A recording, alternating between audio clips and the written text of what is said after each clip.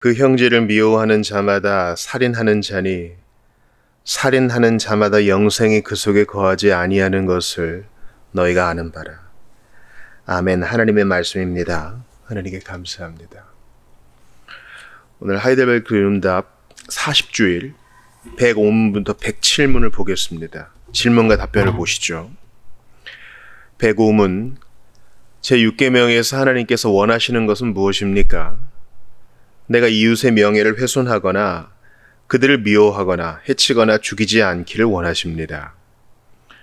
나는 생각이나 말이나 몸짓으로 무엇보다도 행동으로 그리해서는 안 되고 다른 사람을 시켜서 해도 안 되며 오히려 모든 복수심을 버려야 합니다. 더 나아가 자기 자신을 해쳐서도 안 되고 부주의하게 위험에 빠뜨려서도 안 됩니다.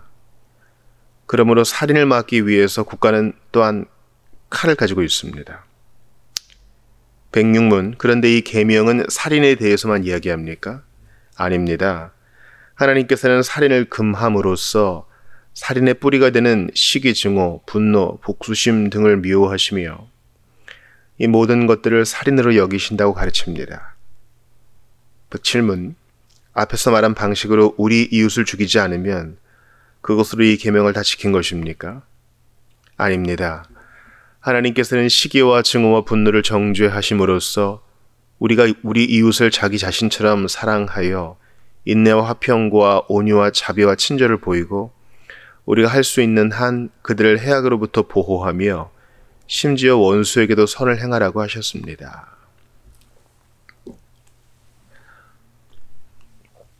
하이델베르크 교훈답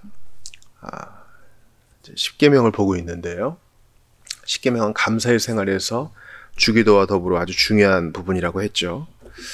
10계명을 공부하는 것이 무슨 감사의 삶에 도움이 되느냐? 우리가 이제 이렇게 볼 수 있는데 그만큼 우리의 생각이 많이 어긋나 있습니다.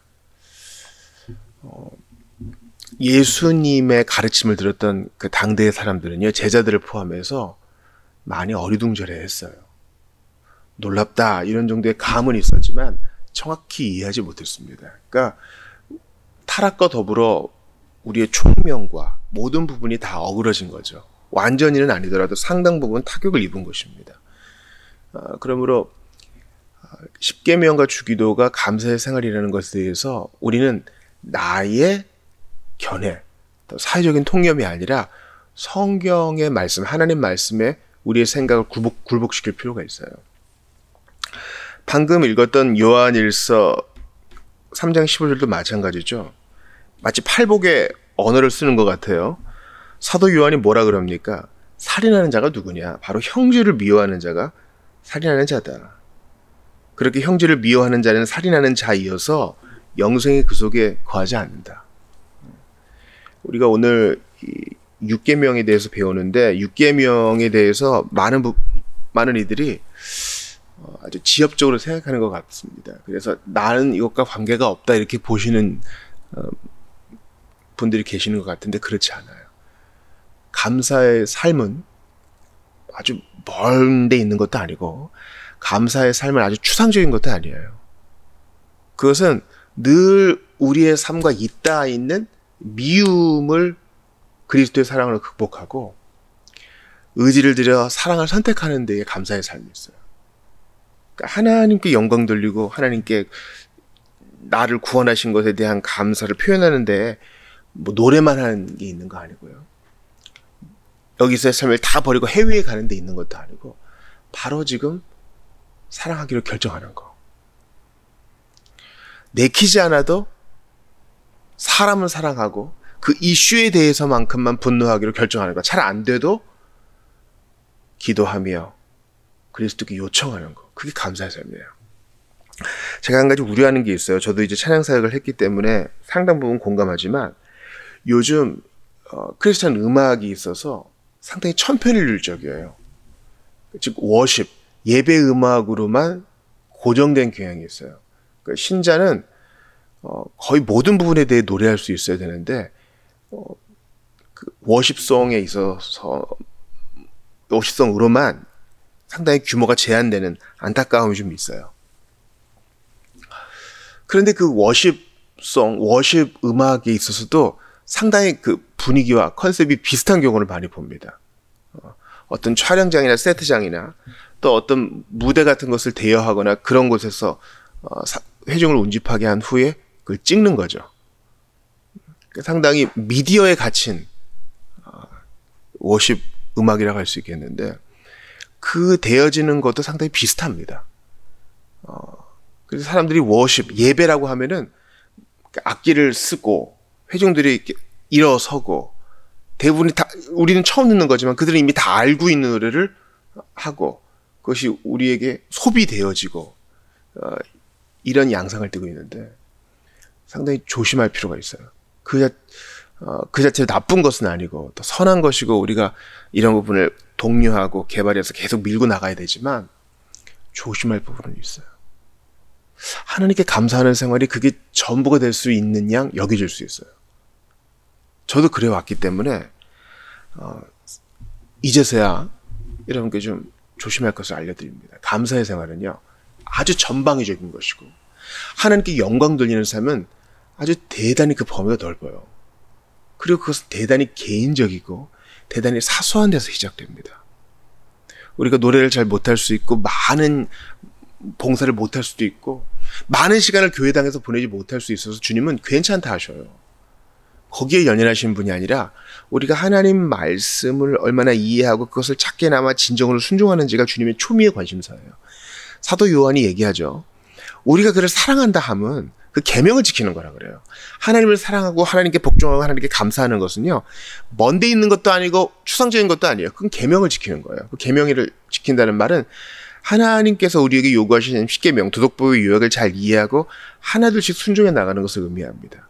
여러분 예수님이 이 땅에 오셔서 우리를 구원하실 때 추상적으로 우리를 사랑하시고 우리를 구원하신 거 아니에요.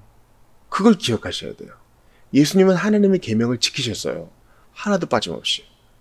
그리고 계명이란 것은 구약에 예언된 메시아에 대한 예언이었는데 그것을 하나도 빠짐없이 다 지키셨기 때문에 아주 구체적으로 죽임 당하셨고 구체적인 못으로 박힘 당하셨고 구체적인 죄명으로 십자가에 달리셨고 구체적으로 장사되셨어요. 우리가 이 살인의 계명을 볼 때도 대충 넘어가지 않기를 바랍니다. 먼저 이 살인은 생명에 대한 거죠. 살인은 사람에게서 생명을 앗아가는 거, 그거 하지 말라는 것입니다. 생명이란 건 뭡니까? 하나님께서 각 사람의 코에 생기를 불어넣으신 것이죠. 그것이 이제 아담을 지으셨을 때 대표적으로 표현됐죠. 그러니까 모든 사람의 생명은 하나님이 주신 겁니다. 모든 사람이 숨쉬고 심장 박동을 하는 것은 하나님이 각각 그에게 선물을 주신 거예요. 그런데 우리는 한 걸음 더 나아가야 되는데 단지 숨만 쉬고 심장만 뛴다 그래서 생명이 있다고 할 수 없고요. 그 생명은 하나님과의 관계 속에서만 제대로 발현됩니다. 첫사람 아담이 에덴 동산에서 하나님과 관계 속에서 그 생명력을 잘 드러냈죠. 그러다가 넘어졌습니다. 아담은 하나님과의 관계 속에서 계명을 받았습니다. 선악과 먹지 말아라. 아담은 그것을 잘 지키는 한계 안에서만 생명력을 발휘할 수 있었어요. 그러니까 단지 이 생명은 숨만 쉬고 심장만 뛰는 생명이 아니라 무엇입니까? 하나님과 관계를 누리고 그 관계 속에 하나님께서 요구하시는 것을 받들어 행하여 지키는 것입니다.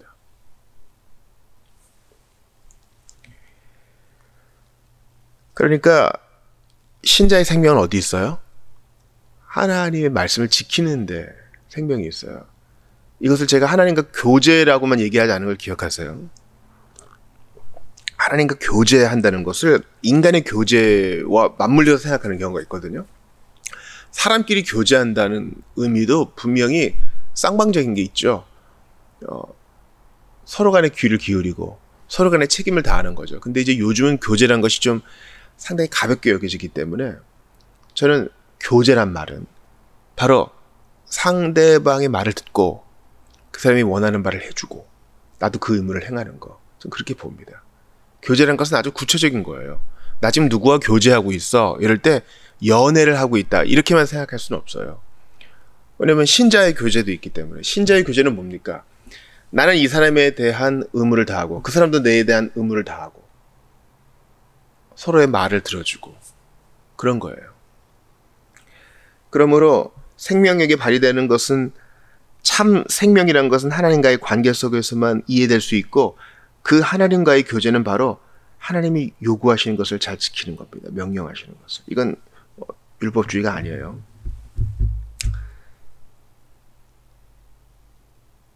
사랑은 하나님께 받은 사명을 여러 관계에서 바르게 수행하면서 또 생명력을 드러냅니다. 마치 아담에게 에덴 동산에서 해야 될 일을 주신 것처럼 우리 각 사람이 이 세상에서 해야 될 일이 있어요. 신자도 마찬가지고요. 신자가 그것을 사명이라고 부르는데 그것을 수행하면서 생명력을 드러내요. 여러분 어떤 사람이 숨만 쉬고 성경 좀 배운다 그래서 생명력이 드러나는 게 아니라 각 사람에게 하나님이 주신 고유한 일들이 있어요. 가정을 지키는 일부터 직장에서 자기 자리를 지키는 데 이르기까지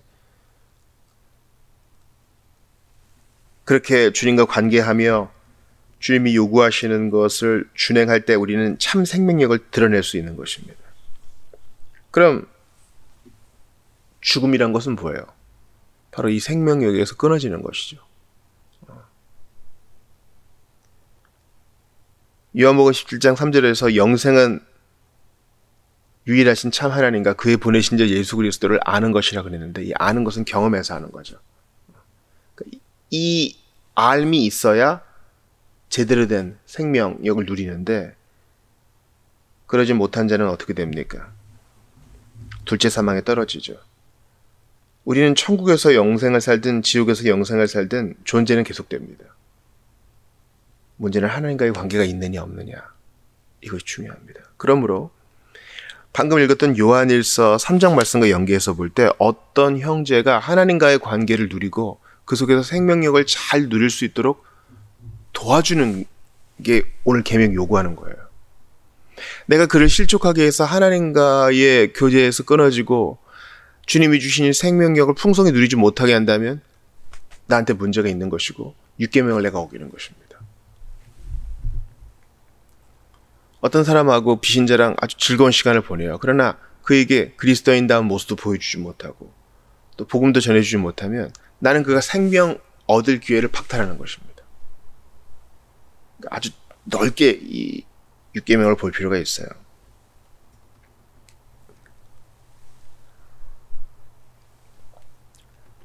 주님은 이 율계명을 통해서 단지 누구를 도구를 이용해 죽이는 것 그것만을 내가 금하는 거 아니다. 적극적으로 서로 사랑하면서 그 관계 속에서 생명이 풍성하게 나타나도록 하라. 주님이 요구하시는 바가 그렇습니다. 물론 하이델베르크 교리문답이 작성되었을 때 오늘날과 같은 율계명에 대한 유리적 논쟁은 많이 없었어요. 예를 들어 시험관하게 한번 생각해 봅시다. 우리는 많은 사람들이 그렇게 한다고 우리도 유행을 따라갈 필요 없어요. 생각해 보고 기독교적으로 성경적으로 고찰해 봐야 돼요. 정자와 난자가 만나서 수정체가 됩니다. 수정난이 되죠. 하나님이 허락하시지 않으면요 절대로 그런 일이 벌어질 수 없어요. 그런데 시험관 아기는 많은 수정난을 만들게 됩니다. 그래서 그 과정에서 쌍둥이도 많이 잉태가 되죠. 근데 보통은 수정란 하나만 성공해서 산모의 몸에 넣어줍니다. 나머지는 폐기돼요. 이런 부분에 대해서 우리가 고민할 수 있어야 됩니다. 분명히 생명인데 그 생명을 죽게 둘 수 있느냐. 낙태, 유아살해도 마찬가지죠. 목사님 현대에서 얼마나 나쁜 일들이 많이 벌어지는지 아십니다. 근데 왜 그런 얘기 하십니까? 그 책임도 못 지는 부모가 되게 하십니까? 또 범죄로 인해서 어쩔 수 없는 임신을 하게 됐을 때 그것도 다 끌어안으란 말입니까? 우리가 품어야 될 것은 원리입니다. 그러니까 사실은 그런 일들은 더 적게 일어나는 것이죠. 더 소수의 일이죠. 우리가 겪게 되는 더 다수의 일들은 뭡니까? 나의 편의 때문에 아이의 생명을 앗아가는 거예요. 그러니까 이 유계명은 어쩔 수 없는 것에 대해서 얘기하는 게 아니라 우리가 의도적으로 내 욕심대로 짓는 죄에 대해서 지금 얘기하는 것이에요. 이것은 자살의 경우도 마찬가지죠. 106문에도 보면은 자기 자신을 해쳐서도 안 되고 더 나아가 자기 자신을 해치거나 부주의하게 위험에 빠뜨려서도 안 된다. 자살의 문제도 마찬가지입니다. 하나님이 주신 선물을 하나님의 고유한 권한으로 영혼의 선물을 주셨는데 이것을 내 마음대로 좌지우지한다는 것은 하나님의 주권에 도전하는 것이죠. 그러므로 이 살인은 상당히 폭넓게 적용될 수 있는 것입니다. 국가는 또한 칼을 가지고 있습니다. 로마서에서도 나와 있죠. 참된 기독교 신앙은 국가의 사형제도에 대해서 함구하지 않습니다. 즉 이 말은 어떤 사람을 교정시키기 위해서 모든 노력을 다했으나 그가 끝까지 항거할 때 국가는 칼을 가지고 그것을 실행할 수 있어야 된다라고 얘기하고 있어요. 우리는 평화를 추구하는 사람인데 어떻게 살인제도를 옹호합니까? 어떻게 사형제도를 옹호합니까? 이렇게 얘기하시는 분들이 있는데 구약을 읽어보세요. 생명이라고 모두 다 소중한 것이 아니에요. 애굽의 장자를 죽이신 걸 보세요. 하나님의 사람이라고 하면서도 광야에서 죽어나간 1세대들을 보시라고요. 가나안 족속을 진멸하라고 하신 것을 보세요. 하나님께서 기회를 주시고 끝까지 회개를 촉구하시는데도 거부하는 자들의 결말을 보시라고. 그러므로 우리가 무조건 세상의 조류를 따라서 이건 안 돼! 이렇게 할 것도 아닙니다. 우리는 정말 생명을 존중하는 마음이 있는지 돌아봐야 되고 생명을 귀히 여기는 마음이 있는지 우리 자신을 돌아봐야 되며 이것이 성경적인지 생각해야 되고 아울러 이렇게 사는 것뿐만 아니라 하나님과의 관계 속에서 예수 그리스도를 믿고 그분 안에서 죄사함을 받으며 하나님의 자녀가 되는 이 관계를 잘 누리는 것이 참된 생명력이라는 것을 잊지 말아야 되겠습니다.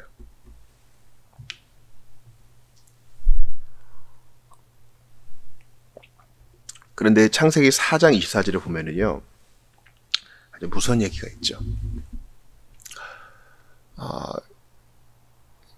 가인을 해하는 자에게는 7배의 벌이 있을 것이다. 참 놀랍게도 인류 최초의 죄악은 서로 간의 죄악은 바로 살인이었어요. 가인이 아벨을 죽인 것이죠. 가인이 회개를 하기는커녕 자기에 대해서만 걱정합니다.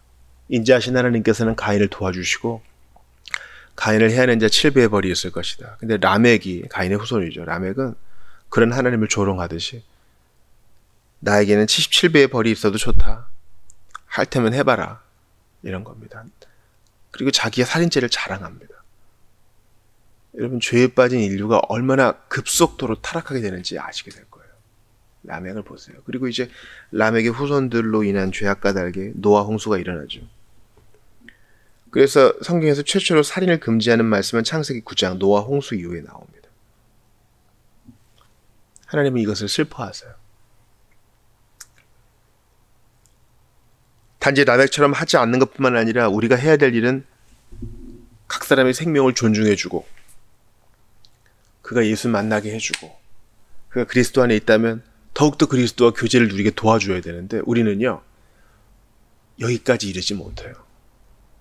우리는 상당히 정파적이고 분노에 휩싸여 있습니다. 미워하는 마음이 치솟고 있는데 그 미워하는 대상이 사람이에요.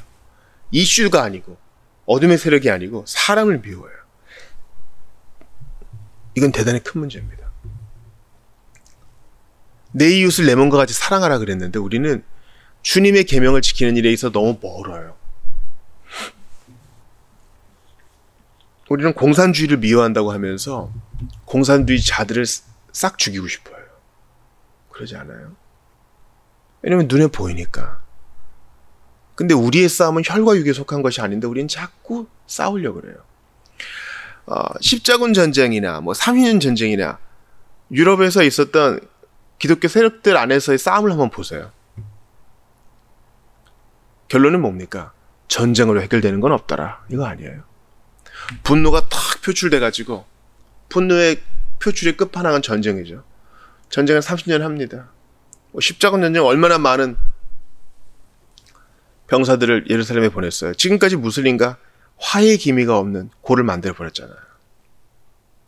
우리가 역사를 통해 배워야 돼요.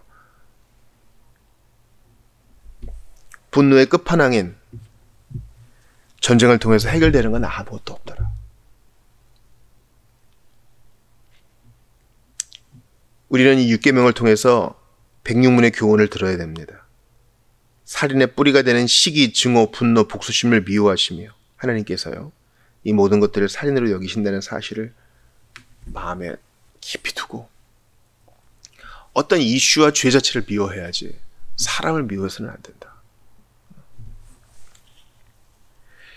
우리가 지체들과의 관계를 가질 때도 그래요. 아, 저 지체는 나와 안 맞고 내가 저 지체를 미워하기 때문에 거리를 둬야겠다. 성경은 단 한 번도 이런 개념을 지지한 적이 없어요. 오히려 그를 축복하라 그러죠. 원수도 축복하라 그러는데 왜 지체를 축복 못합니까? 단지 그 지체가 가지고 있는 현재의 생각, 그 지체가 아직까지 성숙에 이르지 못한 그것을 안타까워하고 속상해해야지 사람 자체를 미워하는 것을 주님은 싫어하셔요.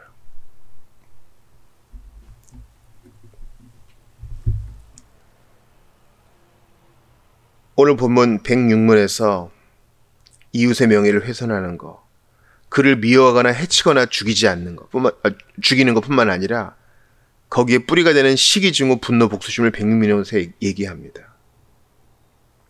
나는 미워하는 마음이 치솟아요. 내 마음속에는 시기와 질투와 분노, 원수 맺는 것, 그리고 내게 잘못한 사람에게 더 넘게 갚아주려는 것이 가득합니다. 아까도 말씀드렸지만 역사를 한번 보세요.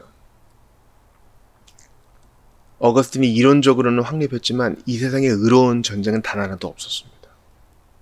그렇지 않아요? 전쟁은 항상 인간의 죄악과 맞물려서 항상 더 나아가요. 그래서 인간성의 참혹함을 전쟁을 통해서 보잖아요. 마찬가지로 예수님은 의로운 분노를 하셨죠. 성전의 상을 뒤엎으셨지만 우리는 못해요.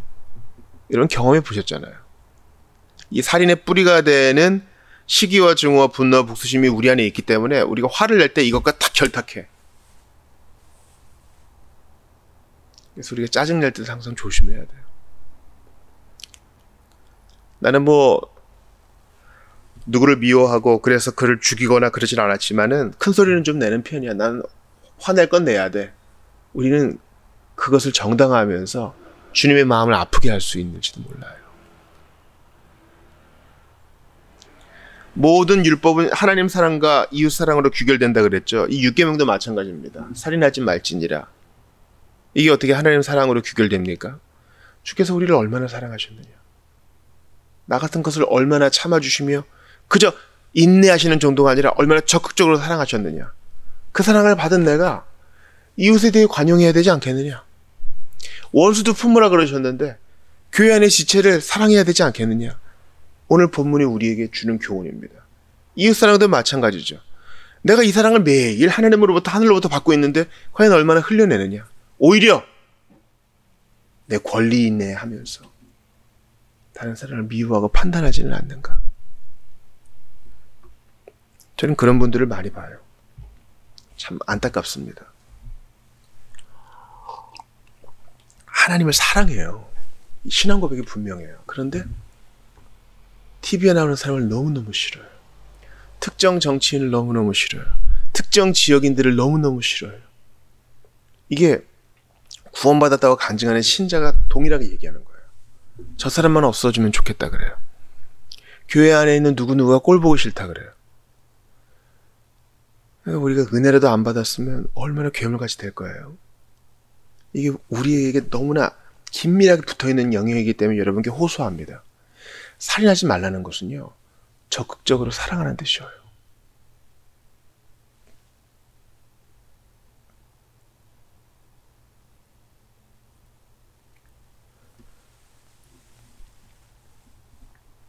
로마서 12장 19절 들어보세요. 내 사랑하는 자들아, 너희가 친히 원수를 갚지 말고 진노하심에 맡기라. 기록되었으되 원수 갚는 것이 내게 있으니 내가 갚으리라고 주께서 말씀하시니라. 근데 우린 이거 중요하게 안 여겨. 내가 갚고 싶어. 끝까지 쫓아가서 괴롭히고 싶어. 그래서 해서는 안 될 말들을 해요. 험한 말들을 해요. 뭐 다 죽이겠다느니, 다 죽었으면 좋겠다겠. 심판자 하나님이 계신데 내가 손에 칼을 들고 내가 심판자가 돼야 속이 편할 것 같아요. 아니요.